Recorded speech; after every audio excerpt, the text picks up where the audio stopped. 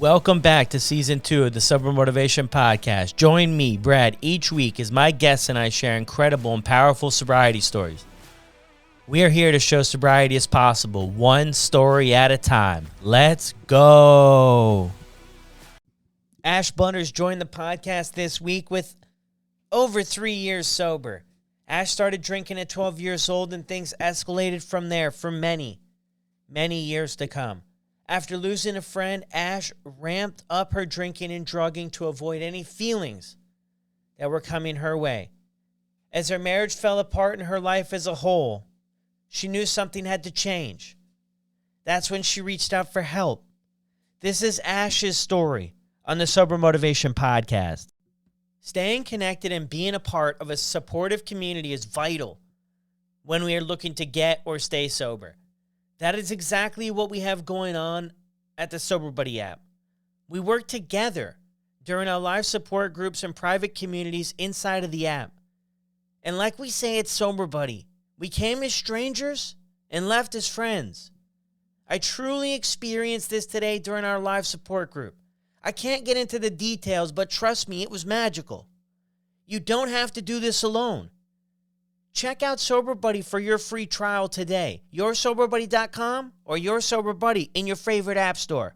I hope to see you over there soon. Welcome back to another episode of the Sober Motivation Podcast. Today we've got Ash Butterss with us. How are you doing? I am so good. Thank you, Brad. As I was saying, it's 11 p.m. here in Australia, and I am definitely a morning person, but I'm so excited to be here with you today. So I'm buzzed and I'm full of energy.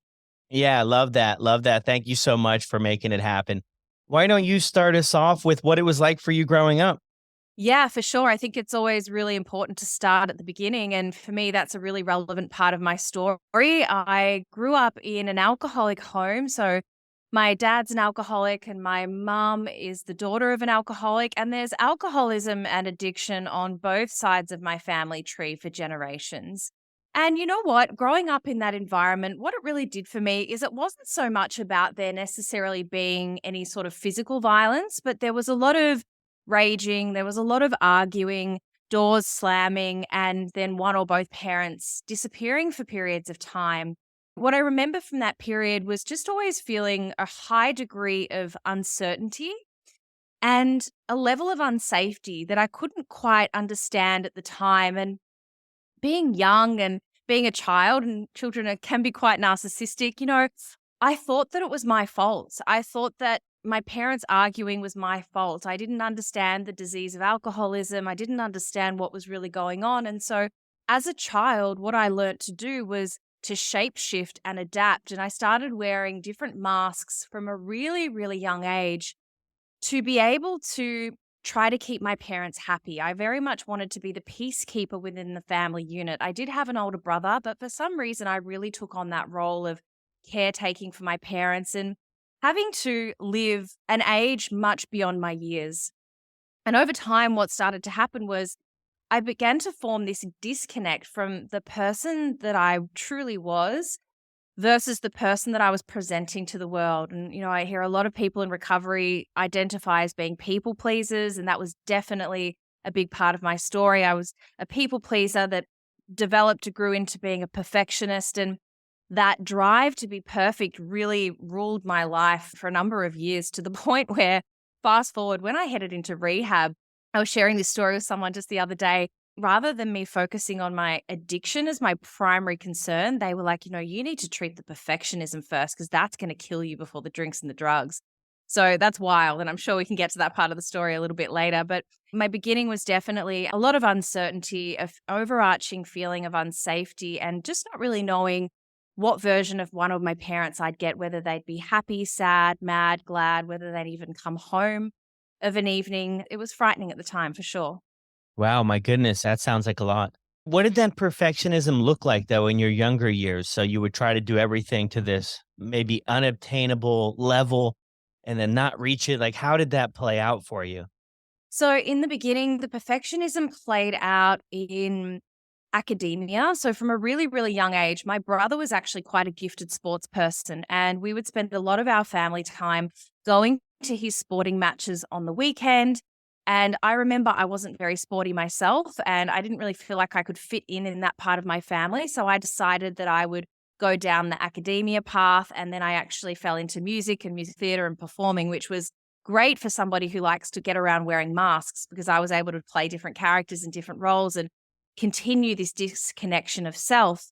But the perfectionism in terms of the academia, like I truly believed that if I got certain grades or if I got that certain part within a role in the school play, that my parents would love me. And so it was an underlying drive for validation. But what happened was the more I achieved, it didn't necessarily give me the result that I wanted. And then as I got older, that started to play out. As a teenager, I battled with eating disorders, and it almost became this parallel where I came to a point where I realized, I think deep down, that there was nothing that I could do, no achievement that would be what I believed to be, air quotes, good enough for my parents. And so then I flipped the switch and I started rebelling. And that's, around the time that drugs and alcohol came into my life. And it was like, I just thought to myself, well, fuck it. Like, if being perfect isn't the secret sauce, then I'm just going to rebel and maybe that will get their attention. And that's what I did from about the age of 12. Yeah. From 12. So that you started drinking and doing drugs at 12. Wow. Yeah. So I remember I took my first drink at the age of 12 and I drank to blackout the very first time. I vividly remember that experience. It was almost like, because I had spent the first 12 years of my life living with this sense of not being good enough. It was a fundamental core belief of mine as a child. As a result of that, I had this really noisy head, and I call it my inner critic, or the itty bitty shitty committee that lives in between my ears. And it's a really negative voice. And that was there 24/7. And all of a sudden I drank alcohol, and it was like, for the first time, the voices just went silent. And there was this peace and this serenity that I think I'd been searching for my whole life. And I found it. And my logical brain at that time, at 12 years old, thought, well, if one drink does that, then two drinks will be even better. And so I just kept drinking until I passed out. And that was really how I drank pretty much for the next 2 decades. So at 12 years old, alcohol entered my life. And then by 14, I was messing around with hard drugs. How do you get involved or around the situation at 12 where you're drinking to blackout? Mm. Yeah, so crazy enough, it was actually my parents had taken me to a Christmas party that was here in Melbourne. A little bit of background, my dad was working, he had quite a high profile job at one of the football clubs. And here in Melbourne, Australia, AFL is like religion. So he was president of one of these clubs. And as a result of that, my parents were invited to a lot of high profile parties. And so they took my brother and I along to this party. And it was at a house. And I had worked out with a friend of mine that they were serving these free cocktails at the entrance of the party. And so I just kept going around and then out the back and then around again, sneaking these cocktails. So it was under my parents' nose. They were having their own party and their own fun at the time. My dad does share a story, however, that about 9 p.m. he gets a tap on the shoulder and had to come in to find me with my arms wrapped around the toilet bowl. And they quickly had to take me home. And it was a really interesting lesson at the time. And I think looking back, a moment that unfortunately could have gone either way. I now see it with hindsight as it being the potential for a really teachable moment where my parents perhaps could have sat me down and tried to explain the dangers of alcohol and the consequences to drinking like that. But unfortunately, because they were both heavy drinkers, that wasn't a conversation that was had. And instead of it being a teachable moment, it became a moment where I was reprimanded, I was grounded for 6 months. And all that taught me was that I needed to learn to hide it better. So I became really sneaky as a result of that. I learned to hide my drinking and my using from a really young age as well. And I became fundamentally dishonest. Yeah. Yeah, it is interesting too, though, when you talk about it there, how looking back, we can always kind of put the pieces of the puzzle together a little bit better than when it's going through it. But you hear this story a lot, right? With the voices, the inner critic, the shady committee, you mentioned there too, about just beating ourselves up. And then those voices, it gets so loud.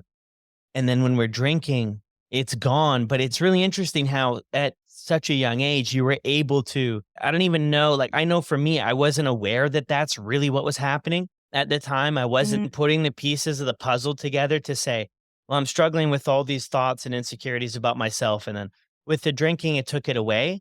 I don't know if I put the two together, but somehow I put the two together because that's exactly in the same route that I was. But it's interesting too how it does that. I always wonder, it's like the strangest thing, but I'm like, was I just destined to struggle with this stuff because of the other Mm. stuff? Or it's really strange how it plays out. But I hear your stories and my story and hundreds of people's stories. And it's like there seems to be a handful of things that are going on, a small handful of things that a lot of us can relate to.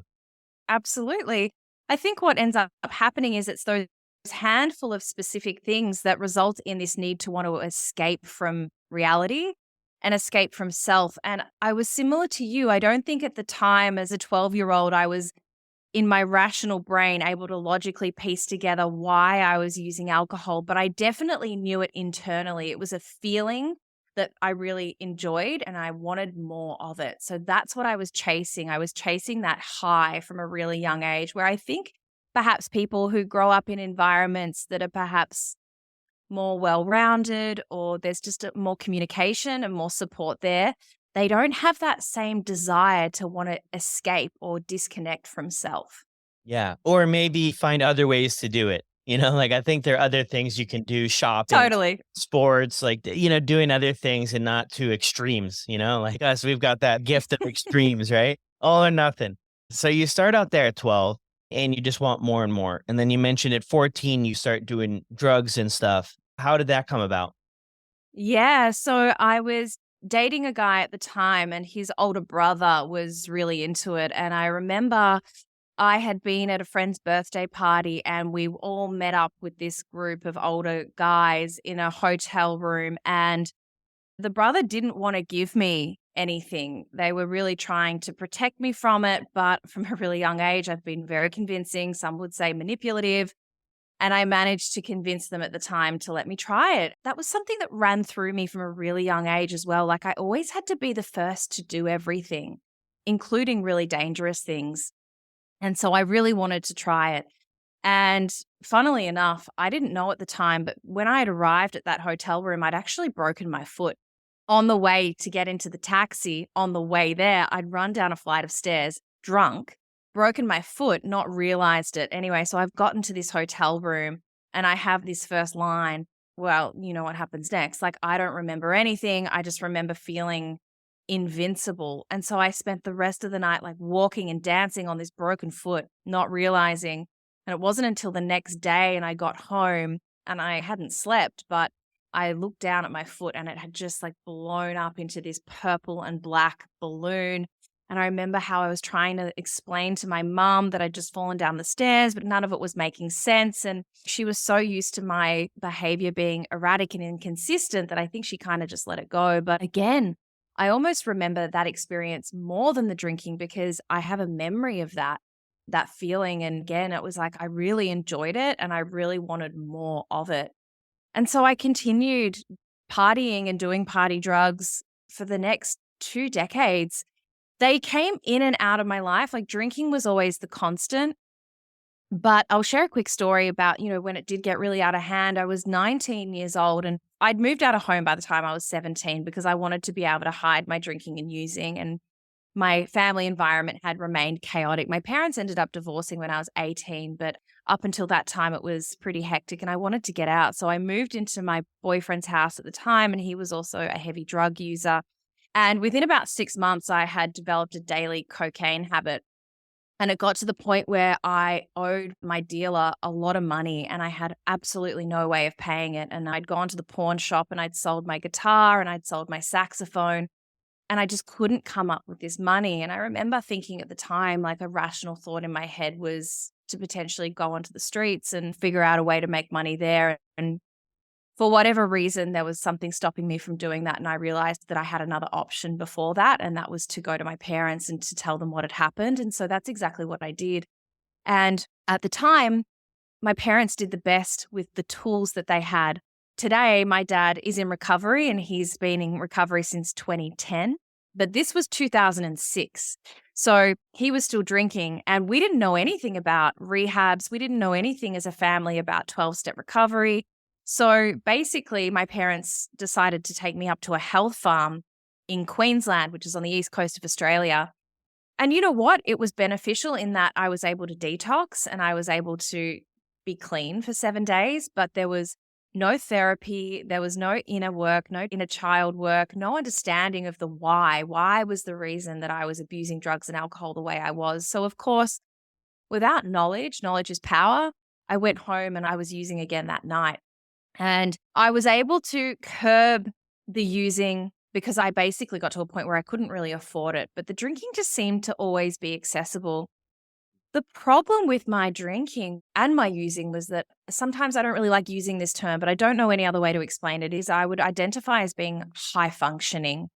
And so what I mean by that is I was still able to keep a job, not only keep a job, but progress within my career. I think because I was still really good with people and I could party until 4 or 5 in the morning, get an hour's sleep, get myself into the shower and get to work. Like I was always able to show up. And so as a result of that, like the wheels weren't really falling off and externally everything looked okay. And of course, from such a young age, I'd become this master of pretending like everything was okay. So if you were to look at me like I was smiling, I was bubbly, I was outgoing. So there were really no signs to suggest otherwise. But the reality was internally, I was dying inside and it was very progressive. Like the disease in me was a slow, slow burn over a number of years. By 2014, I'd gotten to the point where I describe it as I'd burnt my life down in Melbourne. And so much so that I decided to take a geographical and move my life up to Sydney. And it was interesting, because wherever you go, there you'll be. And my problems and my behavior, they just followed me up there, right? And within 12 months, I'd started a new relationship with an addict, and that was a very codependent relationship. We enabled each other a lot. I couldn't really call him out on his using because then he would call me out on my drinking. So we just both didn't really say a whole lot and we fueled each other's addictions. And that carried on for another 4 years until it was 2018, where I describe it as this sliding doors moment for me. By this time, he was my fiance. His name's Max, and he doesn't mind me using his name in these stories. Max and I had come down to Melbourne to go to a wedding, and we had gotten a phone call on a Saturday morning from Max's brother's best friend saying that Dan hadn't arrived at work that morning. And that was really strange for him not to show up. And the reason they were calling us was because he lived with us. And so we decided we couldn't get onto him either. And we said to the friend, why don't you just go to the house and try and jump over the fence and just wake him up and I'm sure everything will be fine. And when he got to the apartment, he jumped over the fence and he got into the apartment. And unfortunately, he did find Dan and Dan had taken his own life. The reason I mentioned this part of the story is because when I got that phone call, it was almost like this sliding doors moment. And I remember it so vividly because it was in that moment that this switch flipped in my brain. And it was almost like I just pressed the fuck it button and I went, I'm out.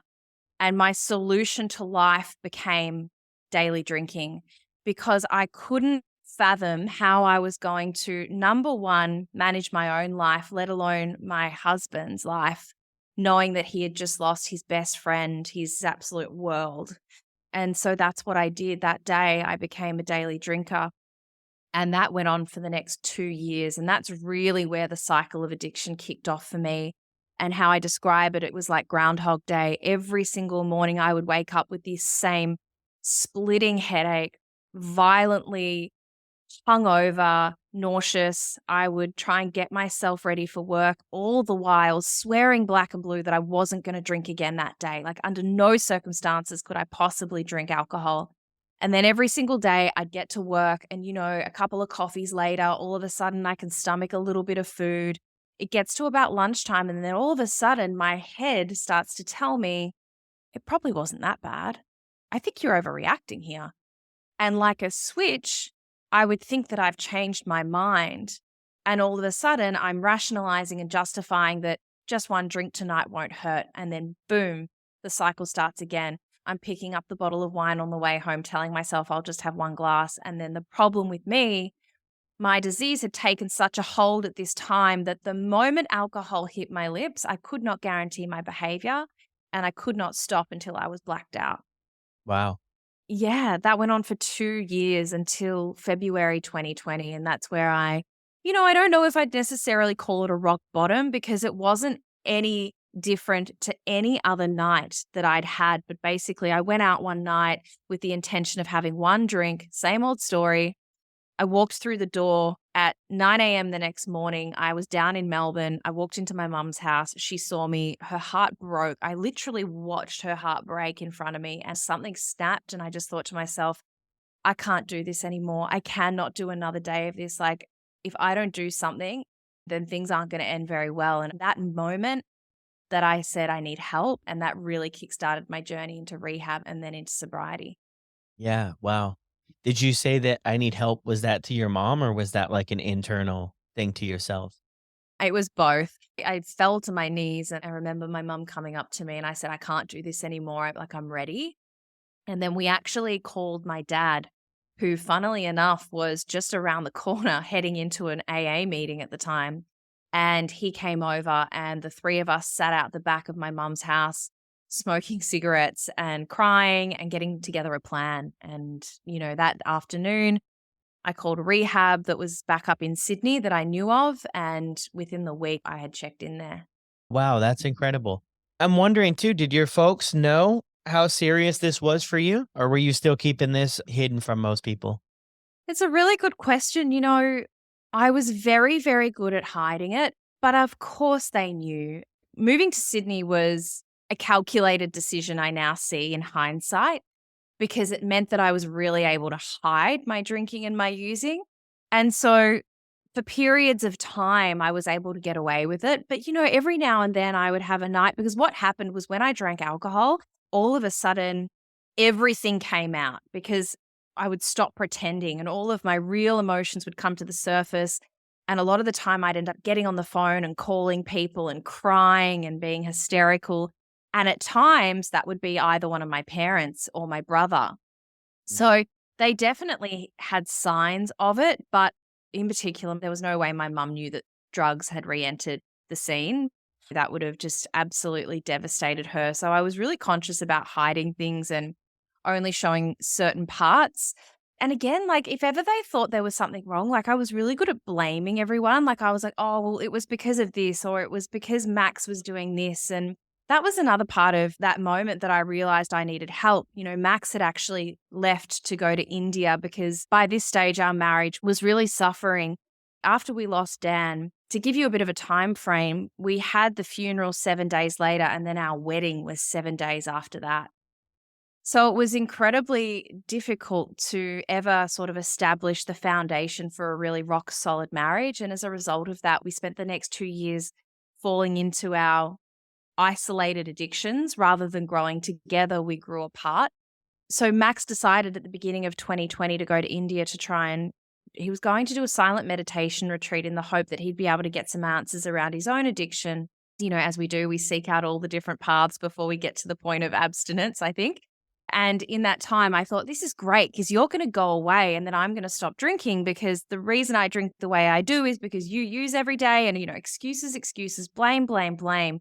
And then he left the country and I was still drinking the way that I was prior. And it was at that point that I was like, I can't deny this anymore. Like, I have to realize that I am the creator of the carnage and that I can't blame anyone.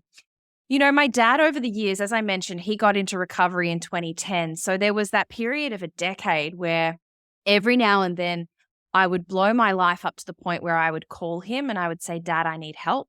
And if I was in Melbourne at the time, he would actually take me to a 12-step meeting.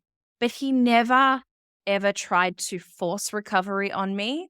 It was always a very gentle, loving arm. And it was almost like, why don't you come along, see what it's about? And he would share his experience, strength, and hope with me. But the problem was every time I went into a 12-step meeting, I describe it as I was shrouded in shame.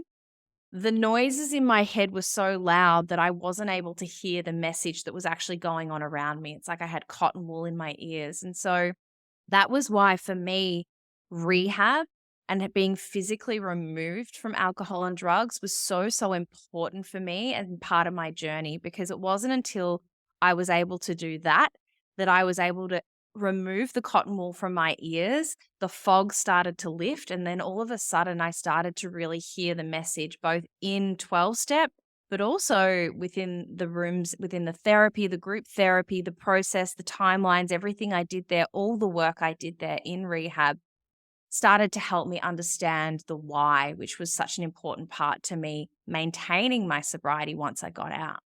Yeah. Wow. And so the treatment center really helped you out, it sounds like, removing yourself from the situation and doing stuff. So figuring out, we already probably went over the why in the beginning of the story. Am I right with that? Mm.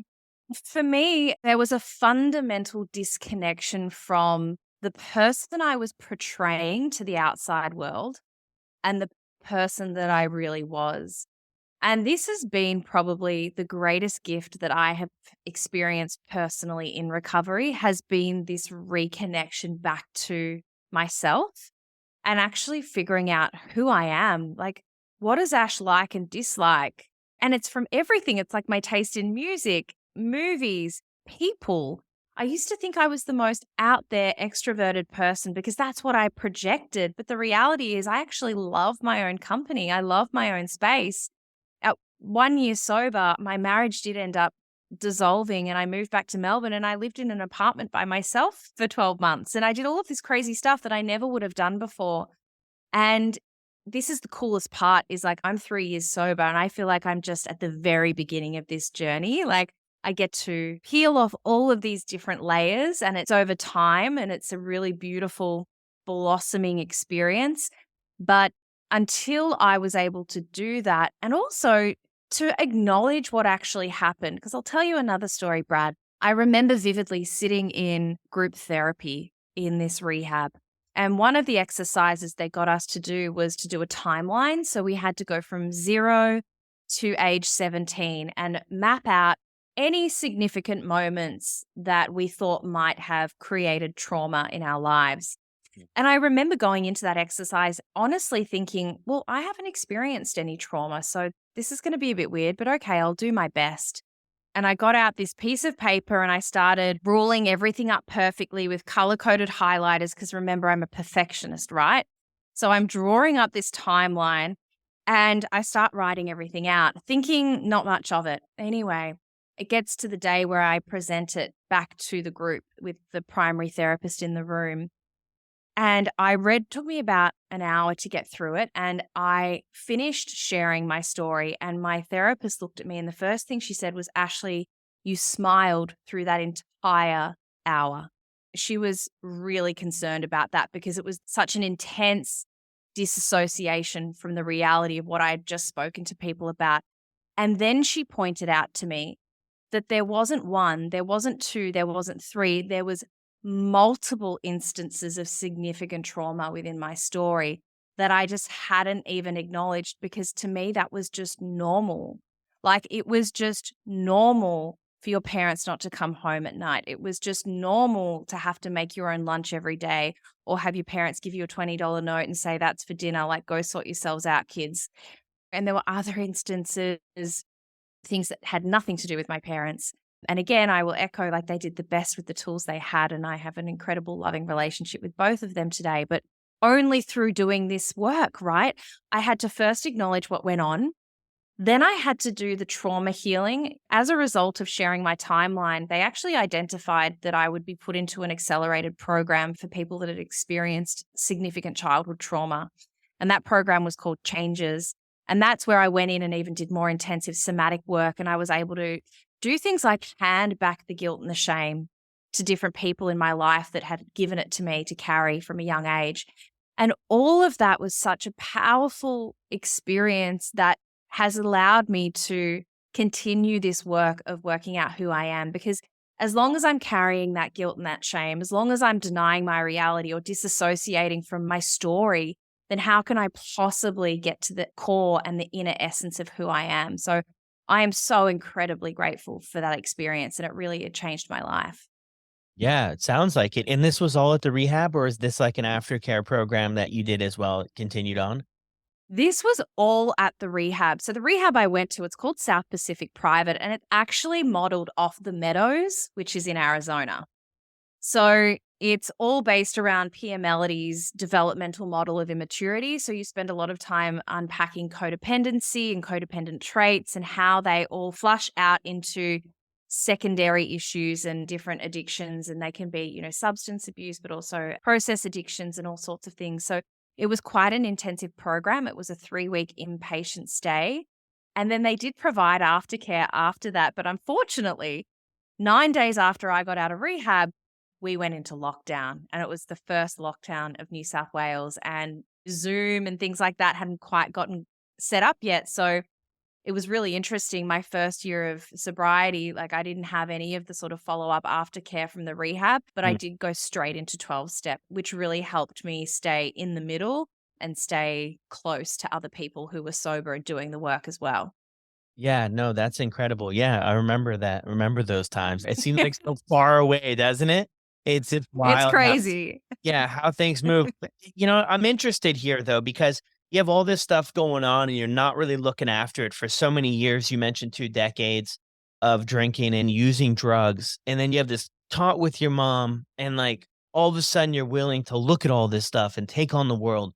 How was that for you? How come you were able to maybe move so fast? Because I think a lot of people it takes a lot of time. They go to treatment. Some people do go to treatment. They're not willing to listen, not willing to accept stuff, not being open to trying things. Like you mentioned this, you're doing your chart there and you're having a hard time beforehand to say like, hey, this is important. But I feel like some people, if they see it and there's no value there, might not even do it. And then from what I'm hearing is that you did that and that really opened up a whole nother window of understanding of maybe how things played out, but what provided you the willingness, I guess, is the short question. In short, I had the gift of desperation. We hear that phrase thrown around a lot, but it was really the reality for me. By the time I really took things to the edge, like to the bitter end, I had gotten to the point when I finally asked for help. Like I knew I was fucked. Like I had honestly tried every other way of trying to get sober. I had tried yoga, meditation, doing dry July, like periods of abstinence. I really had, but I knew in my core. Remember, I had been on that hamster wheel, as I know you call it, for 2 years, every single day, promising myself that I wouldn't drink. And then I was drinking again. Like I knew in my core that without help, I was cooked. I was done. And so I did. I had that gift of desperation where I was willing to do whatever I was told to do. And that's something that I've carried throughout my recovery the last 3 years. And even though it may seem like first treatment center, bang, she gets it, you've got to remember that there was 10 years of like pretty intense crashing and bashing where I think I had tried to get sober, even though it wasn't through the treatment center. I mean, I had many, many conversations with my dad about it and popping my head into AA. And yeah, even though it seems like maybe it was quick, like for me, it felt like it was a decade-long process to get there. Yeah, which is interesting too that you bring that up about 10 years because there's something, the strange thing, and I don't know if there's anything to it, but I'm hearing a lot of people are struggling for like 10 years seems to be like a big thing struggling. And then it's a 10-year thing. It seems to be like we get that. I don't know. It's really strange. And it's only a handful of people. So I don't know if there's anything there. I hope not because 10 Yeah. years is definitely, a long time to go through this. What was it like for you though? So you wake up and you're like, I can't do this again, right? Because we have all the physical effects, the mental health that, just really gets decimated. Physical health is down the drain. Spiritually, I mean, I was just personally broken and disconnected. We get in that cycle of it's not going to happen. And then we do it again. Were you beating yourself up throughout that whole process? I don't think I ever really, I don't think I ever really gave it enough of a shot. When I talk about trying to get sober, it's really interesting. I don't think I ever gave myself enough of a chance to ever sort of honestly be able to put my hand on my heart and say, yeah, I tried and it didn't work. Mhm. And I was doing that because I was wanting to stay in that bubble of denial. As long as I hadn't truly given it a shot in my mind, then it was okay because I wasn't failing. And if I wasn't failing at getting sober, then I didn't really have a problem, you see? So there was all of these like mental twists and mind games that I was playing, and the denial ran so deep within myself, even though I knew deep down that things were getting really, really bad. Like I so identify with what you were sharing about physically. Like I've shared on Instagram, like I looked like a completely different person. If you ever check out my rehab intake photo, like, wow, a completely different person physically. Mentally, I was cooked. Like I had ended up on Lexapro for anxiety. I'd been hospitalized twice with significant major panic attacks in the sort of year leading up to getting sober, and never thinking that it was alcohol that was causing that. Like I thought it was the death of my brother-in-law. So again, like denial, not being able to look at my stuff and acknowledge what was really going on. And then spiritually, like, oh my gosh, Brad, like I said, I had tried to get into yoga a bit, and yoga is such an incredibly spiritual practice. And I actually am now a yoga teacher in sobriety, funnily enough. But at the time, I would go to these yoga classes and I would be drunk half the time because, I needed a bit of vodka just to get going. And I would be lying there in Shavasana wondering why I wasn't getting the connection and the hit that I was looking for. Well, of course I wasn't, because there was already alcohol in my system. And again, meditation, like I would sit there and I would try and commit to a daily practice of meditation. But the problem was I was so violently hungover every morning that I couldn't sit still and I couldn't sit in the quiet. And I'd also been snoozing my alarm for 30 minutes. So it was like I didn't have any time to sit there and meditate. So I was definitely seeking. But the reality was, as long as I was putting alcohol into my system, like I shared the other day on Instagram, it's like it's the spirit of alcohol that disconnects you from the spirit within yourself. Until for me, I was able to get abstinent, like I was going to stay in that rat race. It was just, Yeah. it was so overwhelming. Yeah, it's one of those things when you know, you know.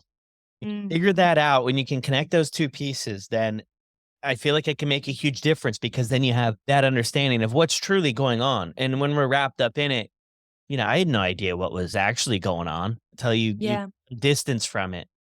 And I think the other big thing, and this is part of the reason I'm so passionate about the work that I do within the recovery space and the work that you're doing, Brad, is I also didn't really have any examples of like women my age who were sober and looked like they were enjoying it. And so, like, I'm so grateful for the fact that I got to that point where I was so desperate, I was willing to do anything, because I can really understand how so many people stay out there for a really, really long time, because the idea of getting sober can be really, really scary. And I remember even walking into rehab thinking to myself, well, you know what? If I'm going to be sober, like, my life is probably over. But if I keep drinking, I'm going to die. So I may as well give this a shot. And I had resigned to the fact that I was never going to enjoy my life again, that I was going to lose all my friends. I was never going to laugh.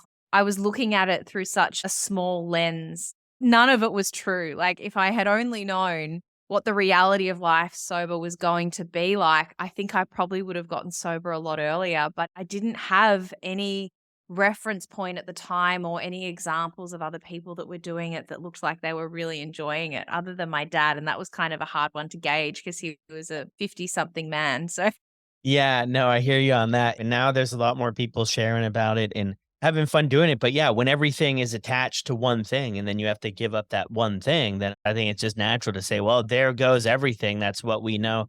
So you mentioned you're 3 years sober. Huge yeah. congrats on that. That's incredible. What has life been like for you since you started on this journey? Like, what's changed?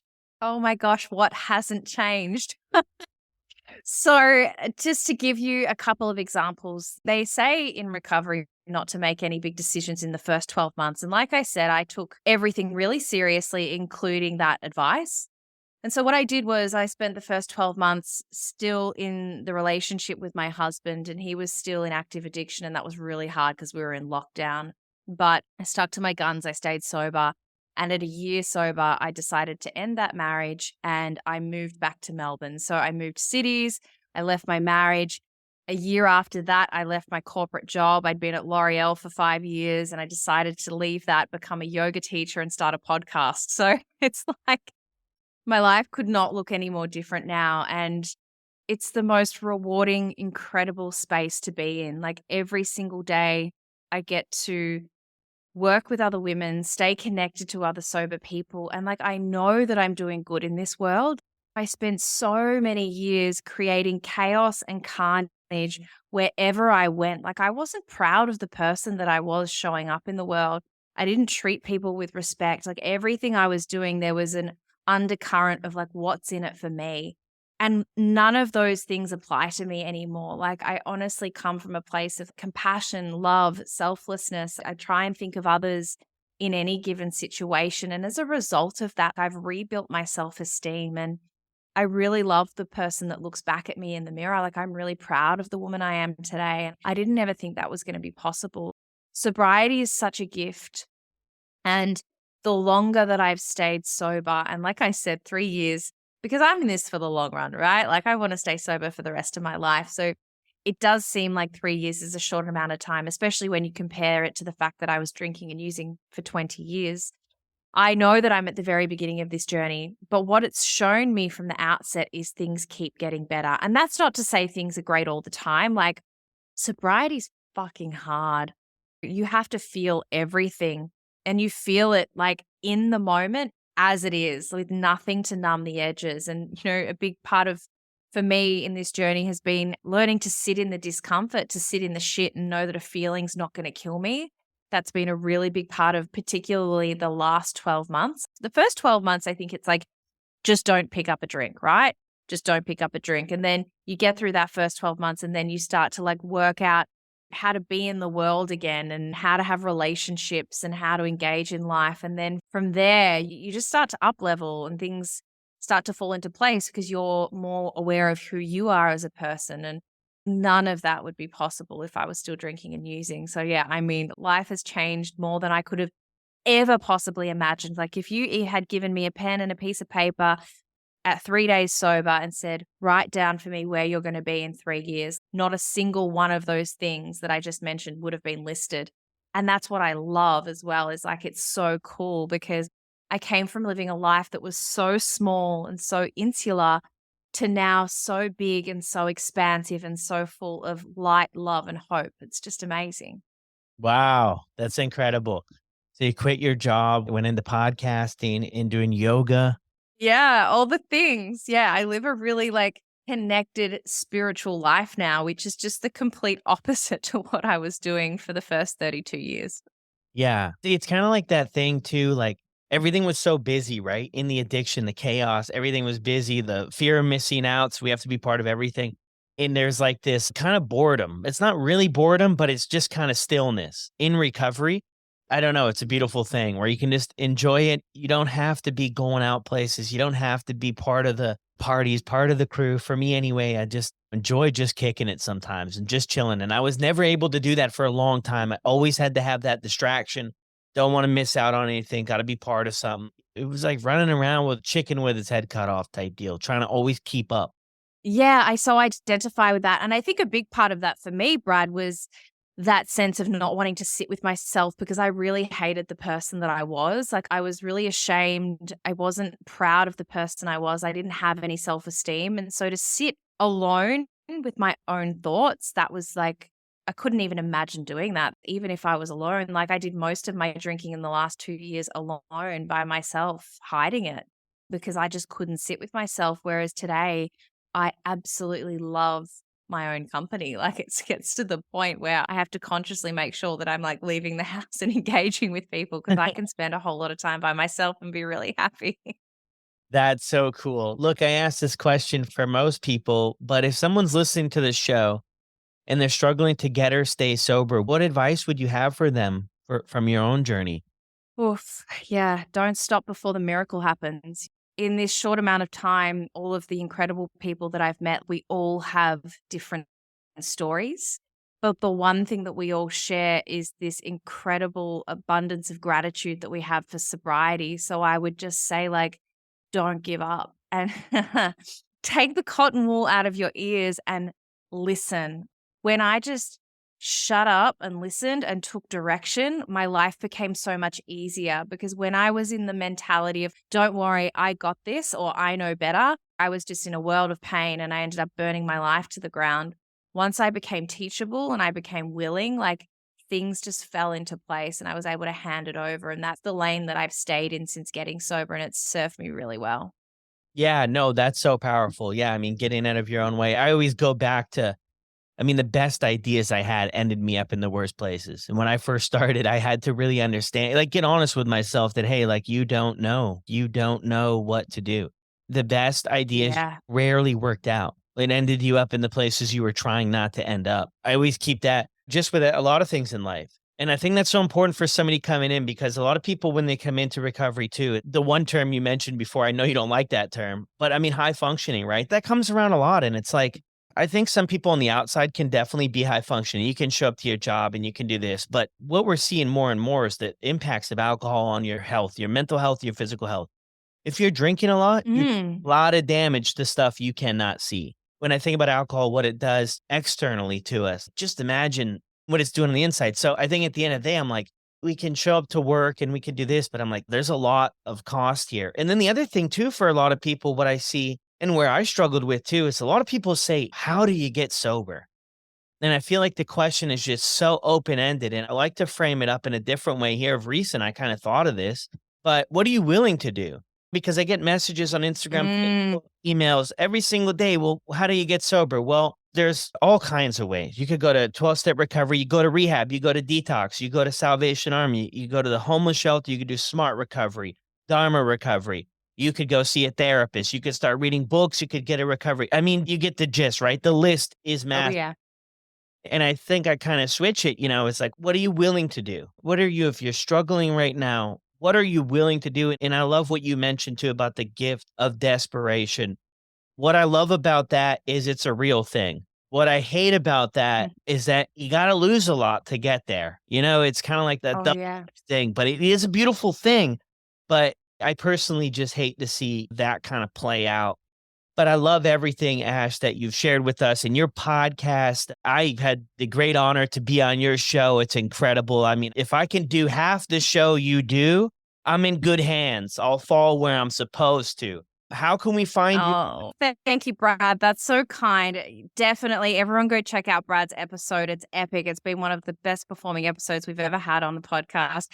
The podcast is called Behind the Smile. So go check that out wherever you find great podcasts, or you can find me on Instagram at Ash Butterss with 2 S's. I'm there, I'm active, and I'll get back to you all the time. Yeah, so cool. Is there anything you want to finish off with here? We covered a lot of ground.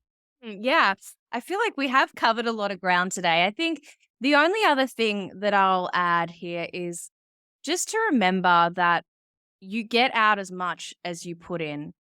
And with the people that I work with the people that I talk to, like time and time again, the people that I see that come into recovery, that put in the work, that actively adopt the disciplines, like start a meditation practice, start journaling, write a gratitude list. There's so many different cool tools and techniques out there. Do this like your life depends on it. Give it a proper shot before you give up and say it hasn't worked for you. And just don't sell yourself short. Wow. That hits home for me because I'm big on that, about showing up, about really like Mm. getting honest with yourself. Look deep and ask yourself that question. Like, when I say that this didn't work, was it that that didn't work, or I wasn't working, or I wasn't doing the work? I look at it like a savings account, that you brought that up. If you have a savings account and you don't put any money into it, then you can't draw money from it. So if you don't do the work, it's recovery. You can't go to the bank one day and say, yeah, well, I'll take $500. And they say, well, you never put any money into it. Yes. And I think that that's so important, because I see a lot of people, I see it, man, I did it myself too. I went to tons of groups and meetings and everything, and I couldn't wait to get out of there and, get on to the next one. But I see it, a lot of people just sitting back, and I know it's uncomfortable and it's difficult and it's hard. I want you to just get out of your own way, and I want you to get out, Mm. put yourself out there, get uncomfortable and get involved, because just sitting in a chair or just showing up to your therapist's office and giving them half of the story is not going to get you where you want to be and where you deserve to be. You deserve to be Mm. sober and living your best doggone life like Ash is doing here. 3 years, I mean, that's incredible, and look at everything that's changed. It's beautiful. Yeah, 100%. I completely echo everything you've said there, Brad. And this is the thing, like, if you keep doing the same thing, you can expect the same result, but maybe just give this a go. Maybe just try it and just imagine where your life could go. That's the exciting part of this story. Yeah, so true. Alrighty, Ash, we better sign off there. Thank you so much. Thank you, Brad. As always, it's so great to chat with you, and I'll see you soon. Wow. So grateful that Ash jumped on here, 11 p.m. her time in Australia. When we recorded this, I am extremely grateful. Ash is just a powerhouse. She has a podcast called Behind the Smile, which, like we mentioned, I was able to jump on there and share some of my story. So check that out. And I hope you enjoyed this episode. Hope you're enjoying the episodes. We're doing 2 episodes per week. And look, if you're enjoying it, be sure to leave a review on your favorite podcasting platform, whether that be Spotify or Apple or iHeartRadio, wherever you listen to the show. Leave a review, and I'll see you on the next one.